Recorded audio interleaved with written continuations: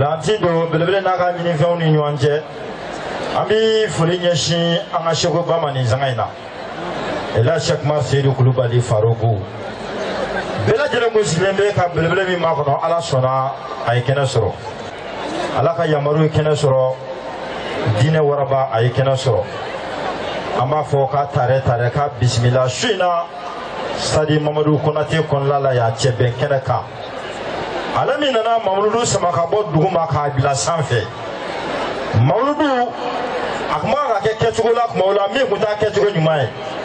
Faruku min nana ka na kɛcogo ɲuman jira ka Ala ka jɔnw k'olu kanda ka bila kɛcogo ɲuman sira kan bi ni Mamudu ye sira jɛlen minɛ a ye kɛnɛ sɔrɔ an bɛ Ala deli Ala ka nafa n'a hɔrɔma ye an bɛ foli kɛrɛnkɛrɛn k'a di an tantiw ma n'o ye Seko yɛrɛ ka sotigiw ye u bɛɛ lajɛlen bɛ kɛnɛ kɔnɔ yan su in na tanti Hawa ani a tɔw bɛɛ lajɛlen ye ka foli di an karamɔgɔw ma Seyda Kani ani a Sheikh Mohamed Ali Bashir u bɛɛ lajɛlen bɛ kɛnɛ kɔnɔ yan a n'a tɔw an b'u bɛɛ lajɛlen fo o tɛmɛnen kɔfɛ ka bɔ yen minnu tulo bɛ an na arajo hɔrɔnya ka sira kan Mali kɔnɔ hakɛza ka taa se diɲɛ gije bɛɛ lajɛlen ma surafoli bɛ d'u ma k'u kun sigin bɛ ka belebele min b'a kɔnɔ k'a ye kɛnɛ sɔrɔ kɔrɔfɔ ti jɛnya bilen Seko nalen kɔfɛ kɛnɛ kɔnɔ kumaw ti jɛnya sabu maaw presen bɛ ale kumakanw na an b'i wele bila Lala Gindo ma ka bɔ Faransikaw fɛ yen ale kana min labɛnnen don Faransika bɛɛ lajɛlen tɔgɔ la ka d'ale ma a kana o lase ni Ala ka jɛ ye Lala Gindo ale kana o kɔfɛ Aminata Sisoko kɔrɔfɔ bɛ di ale ma an balimamuso bɛɛ lajɛlen tɔgɔ la ni Ala ka jɛ ye Baba bɛ kumaw kuncɛ kuma bɛ di Seko ma inshallah taala A'udhu billahi minash shaitani rajim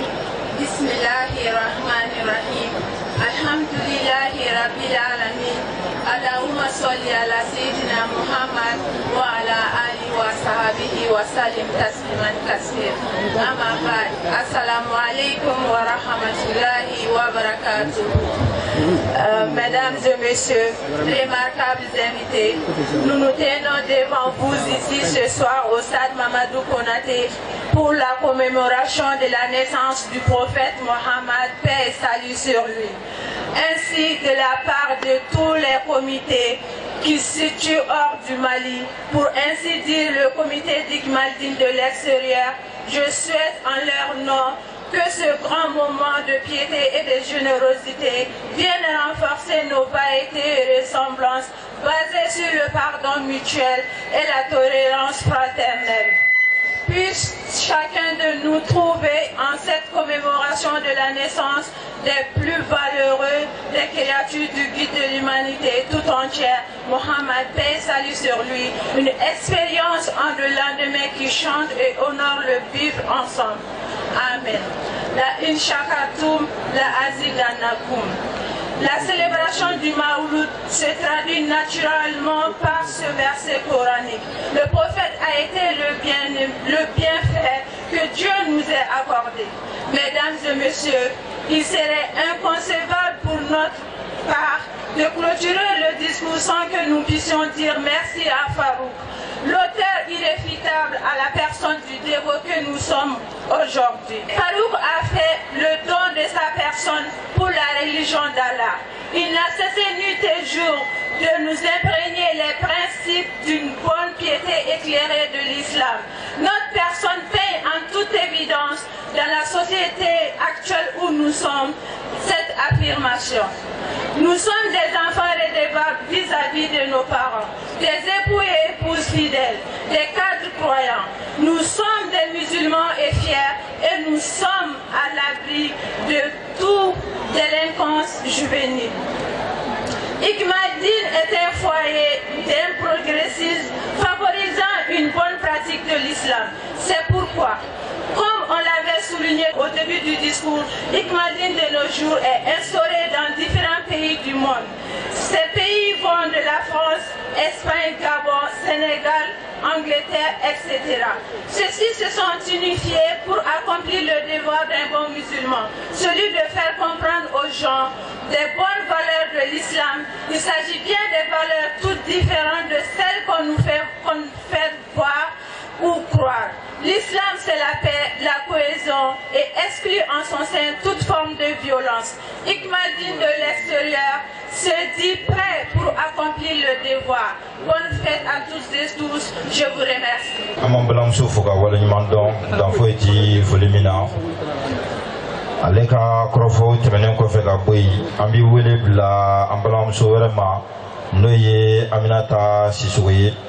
Ale fana ka na balamuso ni kumadeni jeune fille bɛɛ lajɛlen tɔgɔ la min labɛnnen don ale bolo ale kana kana o lase ko n yɛrɛ terikɛ ni karamɔgɔ o k'i labɛn ni o ye Idrissa Selikɛnɛ Kulibali bɛɛ lajɛlen b'a dɔn ba b'a la ale bɛna kuma kɔfɛ kuma bɛ di Seko ba ma ni Ala ka jɛ ye Aminata Sisoko k'ale kana kɛnɛ kɔnɔ. A'udhu billahi minash shaitanir rajim.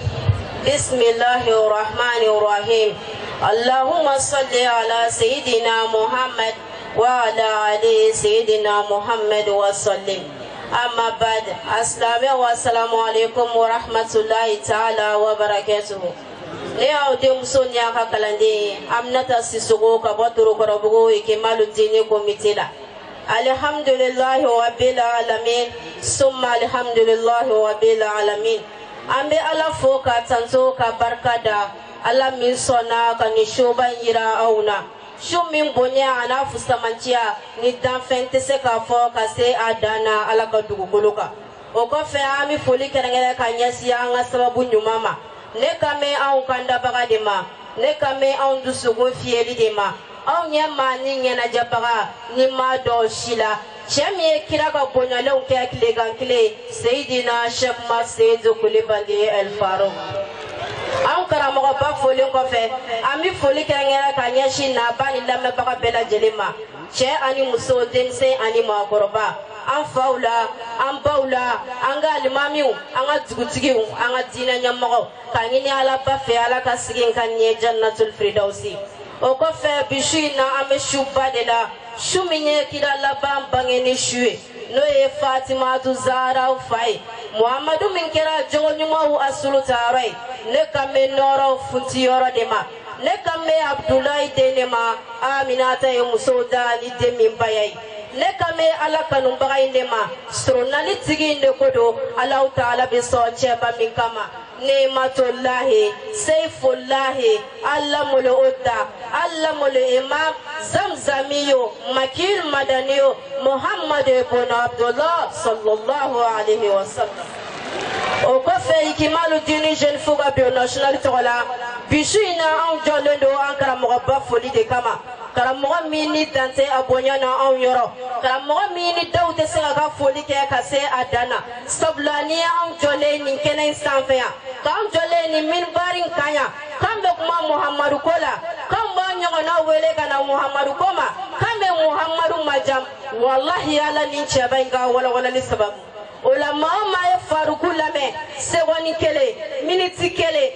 kele le kele korona na ekanga seka dofo kira Muhammadu kanyena maka kishi ani lema bi ama ola chemi ngira sobe ka kira Muhammadu nyefo au nyena kaun kala ka joba ula kaun kala ka munyu na ka sabarila taka chasi na ka jija ira au na Allah Ta'ala ka dine nofe o chen dan foiti ola ambulo wa o chen oni cheti kele nya ambulo ne bade o nabi au hininga Yal Malik lebora mabayira malawa yala na fura ko Faruku miri beda fen fla de kanwa miri beda fen kelempe udeka chemi yala ka dine deme ka wuli ka cho ka bonya ko kene kan bla bishi na sigili o wasara o shiriyai o la jonne ga kuma kan klene do ka farafasiya ka jeya Allah Ta'ala ka dine la selila iba fo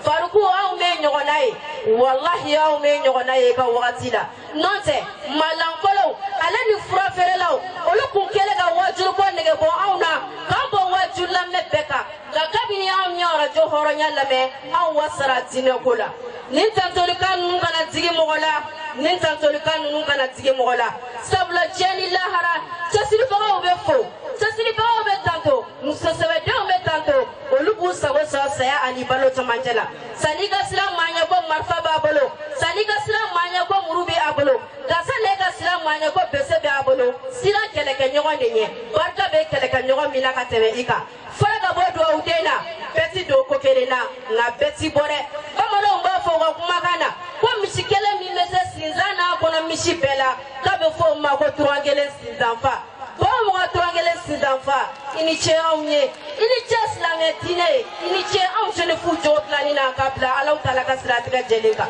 o la maa min mana sanu sɔrɔ bili sanfɛ i bɛ Ala barika da wa diɲɛ an ye Faruku kalandenw de cɛ min bɛ kuma nɔrɔ la cɛ min bɛ miiri ka taa si nɔrɔ la barika ye cɛ min nabɔ n'a ko n ko a nɔrɔlamaw de bɛ dusukunw magɛ hali n'i t'a fɛ k'a faamu i b'a faamu ne kan bɛ Faruku de ma Shamsun Nahar silamɛya tile bɔn tile ne kan bɛ Faruku de ma Badru Nahar kalo tile 14 su dibi la Nurul Zolam dibiw nɔrɔbaga Balilul Kalam cɛ min ka kumakan dafalen don ka se a hakɛ la n'o ye Seyidina Sekuma Seyidu Kulubali El Faruk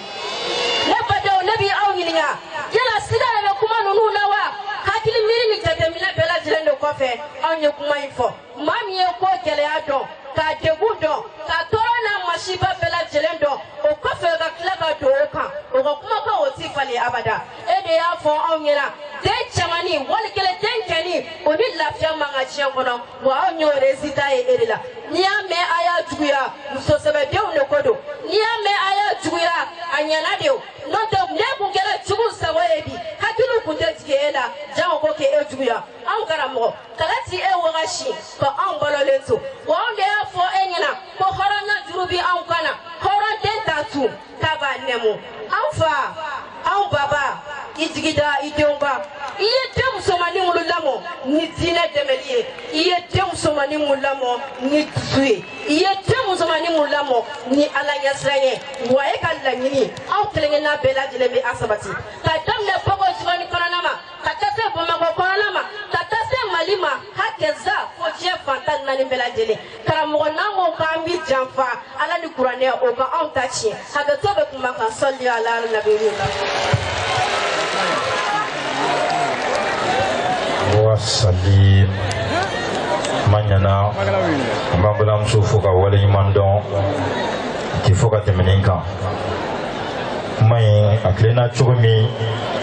ni malidini cɛdenw ani a musobaw n'i y'u bila cɛbadira fɛnɛ kɛnɛ kan u b'i fɛn kɛ min n'u da ma se k'o fɔ o kɔrɔ maaw b'i kuma dɔ fɔ o kuma in ne ma o kuma in tiɲɛtigiya dɛ munna ne ma tiɲɛtigiya Faruku yelen de ne b'o kuma in nkalontigiya u ko ko Ala t'a bɛɛ di maa kelen ma o b'i fɔ sansi caman na kun caman bɛ kuma in na nka dɔw b'a fɔ ko Ala tɛ kuma da di mɔgɔ ma ko ka tila tuguni ka baara fana di ma fanga Ala y'a bɛɛ di nin kumalen silamɛya jɛdenw ma dɛ k'a fɔ k'a tilen ka tila k'a baara kɛ k'a tilen o de la o kumako 10 u b'i layidu u b'a kurakuraya cɛ o cɛ dan t'i yɛrɛ la muso o muso dan t'i yɛrɛ la layidu in a dan bɛ kɛ fogo kelen y'i fɛ nka i kumako 10 ka tila ka segin a kan tuguni o ye danaya ye an b'i jɛdenw fo n bɛ wele bila ne yɛrɛ ka seko ma nin waati in na Faruku y'an mɔkɛ ye karamɔgɔya sira kan nka an karamɔgɔ o ye nin nɔrɔ ninnu ye baba i bɛ hakɛ to n sulen bɛ ne kuma ye i k'i dan taama k'i ɲuwari i n'a fɔ belebele yɛrɛ b'a ɲuwari cogo min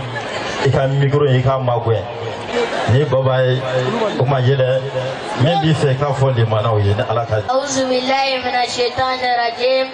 Bismillahir rahmanir rahim. Allahumma salli ala sayyidina Muhammad wa ala ali sayyidina Muhammad wa sallim. Amma ba'd. Assalamu alaikum wa rahmatullahi ta'ala wa barakatuh. Wa alaikum assalam wa rahmatullahi wa barakatuh. Ne adira anaga kalande Idrissa Seligana Sheikh Mar Seydou Kulubali. Ayo fara kuma tare na karmo ba fulna wal madone no ela Sheikh Mar Seydou Kulubali Al Faruk. Hayatullahi fi din ala ka ba wa dina gono. O ko fe ame fulke na ngakene na ba bela jele. Cheni muso dem seni mogoroba. O ko fe ame fulke na ngakene ma ba bela jele. Anga dugutugu ananga almamiu ananga famau ananga karamogo. O ko fe ame fulke na duna ba bela jele. Amun sana ka bo dugu ka bo sigira mufoi tala ka fa bina kutigi Muhammad ka bangen nyarama akada e buana sara tobe tore falan ka fotaba bishina me shubalana angutigi Muhammad ka bangen sangumbe angutigi Muhammad chira kana hinan lafiya kama tanfe bela jeli iba fala afanga Quran bagana tugumna wama arsalnaka illa rahmatan lil alamin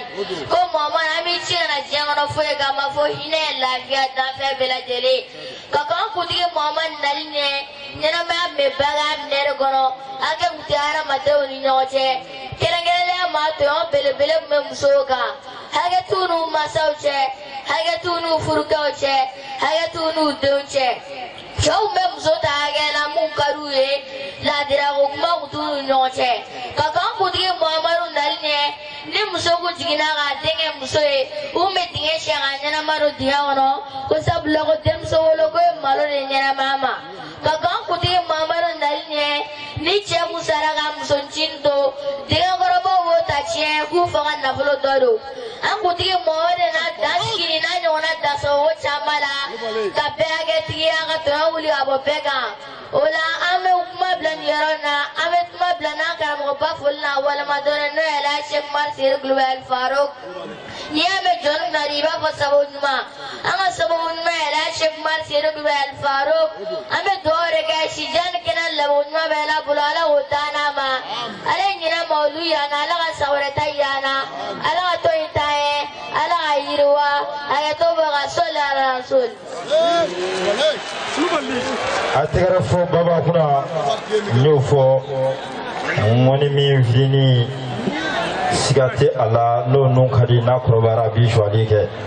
ni belebele dem belebele ama bala nawo sabu belebele dama olubi nyam bangi may mambona no hondudo ne do tunana do rebe monabo wala krofo ti jenya kun krofo bi nyongriya kakuma di kuma tigima kakuma di barakelama ela Sheikh Umaru Seydou Kulubali maoma ni ma Mustafa Farugo ni eye kirako moneti dabli ela Sheikh Umaru Seydou Kulubali bela jere sigebe bi ka awde ka kuma kama kono wambo fok mabe hal ni sigile sisa Farugo ki nyela je ka migro la je abi ba fo waraba nyemba ka fele feuna mati do no ni nwanjo Farugo ko fo fele ne bora kuma la hakato baka sallallahu Mustafa ko cheteme oli ulasa aslamu ambi setge alafu kaka yamaru katano seke ka wale nyumando ka baw mudi ala mi sona shina kanziki ni bonya bayin kana kanya kala Faruku anya nyina Allahu fe ansigira hera la ya rabbi ala mambe wuli la hera la amin ala ma labanku nyana amin ya rabbi ala ma ansabu yawzira amma amin Islamaya dina che anya nyina ala fe ya rabbi ala ma demana amin Islamaya che ala ma nyero kara adema bawi amin che ndemeli tinyani sosite anya nyina ala fe ya rabbi ala ma beda farana amin anga je ibadil islamiyya ya rabbi ala ma baraka dona toina amin ya rabbi ala ma toin bonyana amin ya rabbi ala ma toin jijira amin farajonga kuye kwame ala kadina deme acheka utinya ni fongo fongate ya rabbi ala ma beda farana amin mimbanje gulola ali bangena ala de bodo ya rabbi ala ma ndafarana yi amin anga lanyinu amin dugora na min bangena afon lanyini karala kadina na deme ya rabbi ala ma be sabatira amin anyini ba jugu wa dugole na bangene ala de bodo ya rabbi ala ka ala ya do anuche amin mama hamina ni juguma de kanya shama ya rabbi ala ka balawsima min be on boy kono amin ala ko kanya ka ala ya bonya kama amin ala ko kanya kirata ta horama kama amin ala ko kanya kalo bayni sigi bayni shubayn baraka kama amin soda ala rasulillah wasallam kulwale wala sa murona boray kulwale shina ambi de makalo kletan village shuna kaka fo baw mudi lo ye kira muhammad mustafa sallallahu alaihi wasallam wasallam abangeni shu sangumbe doye Odo Faruku. moro ala sona kira laba noe zamzamiye Ay Faruku Lamme. makiyu madaniyu Kulubali. abdullahi dene aminata kanywanzorobadi Naam. ka bange kana jiya kono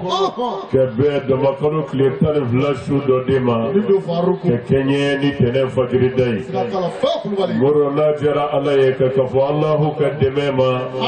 anvle usangu be dodela Kala bawo mude. Sadi Mamadou Konache Konaya Kala Faruku ni do. Tumengoro Bugu ni ala ka jey Kala fa. Ulamuro ambe ala foka barkada Kala bawo mude. Sango anye mauludu nyenamaya Kala te. ni mperengede Konaya Kala fa. Kadugo ka nyine ala fe Naam. ka fo ala ka nyine nta fere jira anna Kala kala te. muro Naam. ala sona ma ka nga dugo jabi ka jira ancha mana Kala fa kulubali. bada faruku mode fo awye Dama kurai. hakili bi nyine nema do ko Chedo. ka soro ala ka nema wala jiya kono ya Naam. abebe o nema nunu le kono Dama telengele Faruku. muro ye jumenye Wala bawo mude. wakati Allahu Akbar. ala ye wakati min ji ama Naam. na nga nyenama bi ke o kono pere imbe bi o de kono Kala fa kulubali. muro Wala wala. akara nafolo yewu Naam. abe wakati ne kono akara doni yewu abe wakati ne kono Kala kulubali. akara kɛnɛya yewu abe wakati ne kono akara masaya yewu abe wakati ne kono bonya o bonya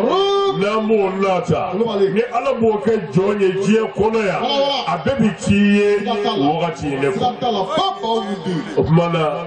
ala ka nɛɛmaw la belebele Naam. o dɔ ye wagati de ye a ye min d'a ma n'an ka ɲɛnamaya bi o kɔnɔ Kala fa kulubali. o la muru Ay Faruku Lamme. ka bɔ salon na ka ɲinɛ sɔrɔ Wala bawo mude. se foyi tɛ se k'o kɛ anw ye Ay. ni ala ka fanga tɛ Akele. bilahi Kala ka modu. muru ni kuma in Allahu Akbar. bi bi da la faruku fɛ yan Kala fa bawo mude. mɛ nin danaya tiɲɛtigiya i bi n'o dɔn i ɲɛ mɛlɛkɛlimaw ti ɲɛ Allahu Akbar. i b'a dɔn karamɔgɔ ye nin kuma in ta ni ka se k'an ye Kala Faruku. ni ye ne dɔlen y'a kan o kan Kala fa. muru i ɲɛ mɛlɛkɛlimaw ti ɲɛ Naam. walahi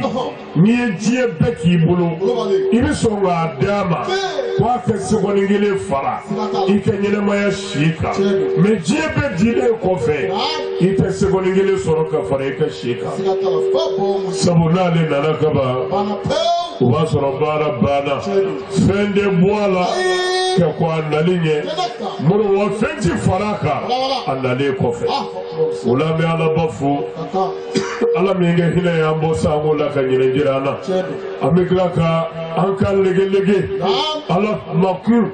a ka hinɛ kama Chedo. a n'a ka yafa kama Kulubali. a n'a ka ɲumanya kama Naam. ani daliw la sɔn kayirama bonya kama n'o ye mustafa ye sallallahu alaihi wa sallama Salim. ala min y'an bɔ sango la ka ɲinɛ jira an na Chedo. ya rabbi ala k'an dɛmɛ ɲinɛ fɛnɛ k'a ka san wɛrɛ jira an na Amin. ni ala bɛ san wɛrɛ jira an na ala k'a jira an na ni hɛrɛ ye min ka bon ne nin ye Amin. ala k'a jira an na ni kɔrɔta ye min bɛ nin ye Amin. ala k'a jira an na ni wasa ye min ka bon ne nin ye Amin. ala k'a jira an na ni garijɛgɛ ye min bɛ nin bɛ ɲɛ Amin. laɲini o laɲini b'an bolo hɛrɛ la ya rabbi ala k'a bɛɛ sabati yanni san wɛrɛ cɛ Amin. ala k'o k'an ye ala ya bonya kama Amin. ala k'o k'an ye kira jati hɔrɔma kama Amin. ala k'o k'an ye kaloba in ni suba in ni sigiyɔrɔ barikama in kama Amin. sɔla ala rasuli Wasalim. o la sa muru ni an bɔra yen Kulubali. an bɛ bonyamasegin foli kɛ Kaka bawo mude. ka ɲɛsin hadaraba bɛɛ ma Kaka Faruku.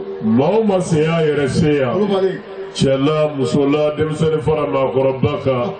an bɛ bɛɛ fo Kaka. ni kanu foli ye Kala. ka bɛɛ fo ni kelenya foli ye Naam. dan foyi tɛ kanu ani kelenya min na Kala fa. muru e yɛrɛ ɲɛ bɛ sadi mamadu kɔnate kɔnɔna na Kulubali. tɔ foyi tɛ a la bilen Dɔgɔyara. ni fali tɛ fila ye Allahu Akbar. moro kelen kɛra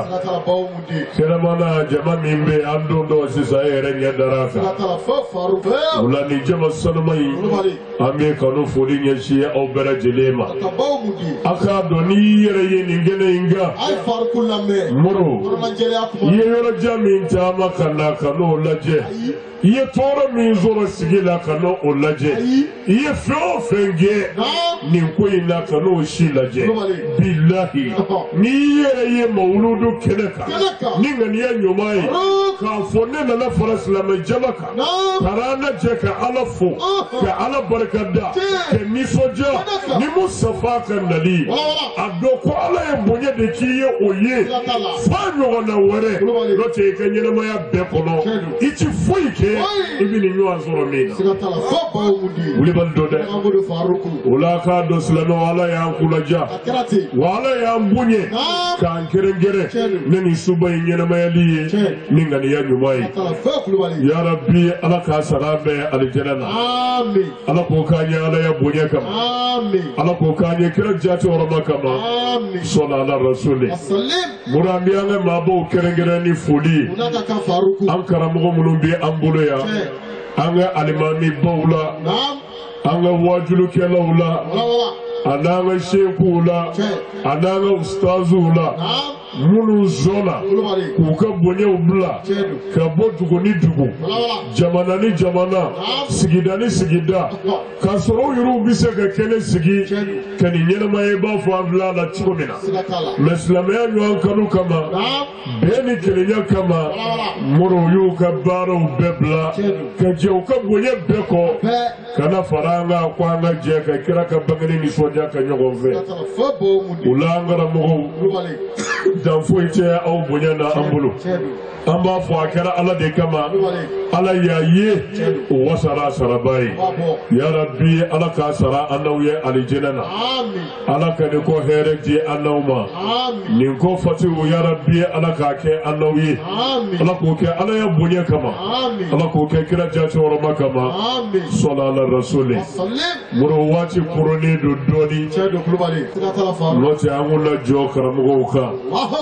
moro dande karamɔgɔ ɲumanw bonya na bilahi karamɔgɔ ɲumanw bonya o ni foyi ti da ala ka danfɛnw na fo kiraw bilahi karamɔgɔ ɲumanw u ka bɔ mɛlɛkɛw ye u ka bɔ arsi ye u ka bɔ kurusi ye u ka bɔ danfɛn bɛɛ ye u ni mɛlɛkɛw dama de bɛ sa sabu kira yɛrɛ y'o de fɔ ɛnɛ ulama'u warasatul anbiya ko dɔnnibaa ɲumanw olu ye kiraw ni nabi ɲumanw tiɲɛtabagaw de ye o la karamɔgɔ ɲumanw dande olu bonya na muru an b'an karamɔgɔw fo k'u barikada o kɔfɛ an bɛ an ka faamaw fo minnu sɔnna k'u ka baaraw bila kana fara an kan ko an ka jɛ ka nisɔndiya ni Mustafa ka nali ye sallallahu alaihi wa sallama dan foyi tɛ o bonya na an bolo muru fanga ye ala ka sɔnfɛn de a b'a di maa ma tuma na min y'a ja a b'a bɔsi maa la tuma na min mana ja maa si kelen tile t'a ban bɛɛ waati de b'i bolo a la n'o dafara i bɛ bɔ a la dɔ wɛrɛ bɛ bila i nɔ na o sumana min y'i to fanga kɔnɔ k'a yɛrɛ dɔn ala kɛ jɔn ye k'a yɛrɛ dɔgɔya ala ko cogo min k'a kɛ ten siga foyi t'a la e de bonyana ɲɛnamaya kɔnɔ wa i ye bonya sɔrɔ lahara o la an ka faamaw minnu jɔra ala jɔyɔrɔ la ala ka nin sigi in sara an n'u ye alijɛnɛ ala k'o kɛ ala ya bonya kama kira jati hɔrɔma kama sɔla ala rasuli muru an bɛ an ka dunanba yɛrɛw fo minnu bɔra fan caman jamana ni jamana muru kabini Europe la ka na Asie la kana Afrique jamana chamana munu zona kuka jamana ubla kuka avion usara kuvoitala fokana faranga anga jeka ni soja ni Mustafa Kanali sallallahu alaihi wasallam murambe anga dunamba ufu kubarkada kafuye ala yaye wasara sarabai murambe anga dunamba ufu munu mbora malito ngulani berajelela region jawla anga togoda jawla aniski yoro kele o kele muro nidnambore ka magaya ambi ufu kubarkada ka Bamako ka irufu shina Bamako karje shiti adugo kolona shiti mindo matambulo teremola ya shina murani sojara abekara ala de kama ala yaye wasara sarabai so sami mimvo anga tunamboye uchuko kele didu ewulile fi sabilillah ka fo ibina mawludu ke ki ke demaya tiko ki ke bara yoro datugo ki ke chibebla ka bo jamana ni jamana ka bo dugo ni dugo ka bo rezona kana kapitalla ka je ka febe ku fo itala fo le bina mawludu nyamaya ka do innato ye feo fenye eye imagara feo fena harila la haradoni bebi sheria sitke ala nyefe ki ni sojara ka ala foka barkada ni bilibili nganali moro sara foi tola ni alijenete ambe anyina ala fe amad nambo tama ingera kira kanu min kama ane ala dane ni dina bunyali min kama ya rabbi ala ka sara ambere dile alijana amin au kele ngile nanani hano haminye no de ala tabibe ala ka kira baka ma kishin nama baba amana boya fiu fo ala ko gla anawiye ya rabbi ala ka ko wasadi anoma amin bere dile nana herala anyani na ala fe ya rabbi ala ka ben masige herala amin ala ko kanya ala ya bunya kama amin ala ko kanya kira jato rama kama amin ala ko kanya sigin bunya kama amin sala ala rasul sallim wala samuru nambore wala demi ngani era anfe amba la jambi do bulam la jawla nyane oche o erte mo be anfe ya wala ambi anyini jama bera jelefe aga hagetu ame warte mke dekurnya flati uma namlalo lasa muro wala dami labene do ambulo amido obolo uve shui na tes no shui muro kana so ege jingo shui na mata gasno billahi ni sigin la harado karanga dedu kado ani jana mache billahi muro hanne ala kumba ne bila peu nani kene inzigilinga ni ya nyumai kafo enna ya di ni soja kama ala barkadali kama ni belebele ngali ni sojai tallahi fo ala ki sanawo ke bo fena mi mu ya ala bayla ki saniya ki ka ala sabu moro mawuli fi amana do wala do kono mawludu kera ke bani mamunu ve moro ni ala kumba ne do ula ngani mawludu ke ko nyomai ala sonula kayafa uma ku fara ka bunyale unga amina chaudi ma amina musudi moro wallahi harako damatede mawo maye mawludu bunyaje kola ya ima kene ngani ya fly fiya ka ala de kama tallahi ibaye je koda debi masela ayi adalu miliaru de ba mulo yo muni mawludu bonya anyeka ni ala ya jirula ku bonye sabu ku ye mawludu bonye moro adalu kemeni mugane ba mulo ya danse ka mi mboga sada ni ala sona amena do dima ula ame puma di werchema ku gadako de flala me sola ala rasul ambal islameo assalamu alaikum wa rahmatullahi ta'ala wa barakatuhu wa alaikum assalam wa rahmatullahi au folen ko ni islamia ka folie amba nyini anga shehu fe nyini ngali kelen de bene bolo bi kala se ama sablan dalen do ala ka fo ale de biseka nyini ngali ale de biseka jabi a ferekera an ɲagamina an y'a ye i sen ma don a la wa i sen ma don a la k'a fereke alhamdulilahi rabbil alamin bɛɛ lajɛlen farala ɲɔgɔn kan bi dɔɔninkɛlaw ko k'u b'a ɲini mali silamɛw fɛ k'an ka bɛn o tuma na e bɛ se ka an bɛn cogo fɔ an ye an bɛ bɛn cogo di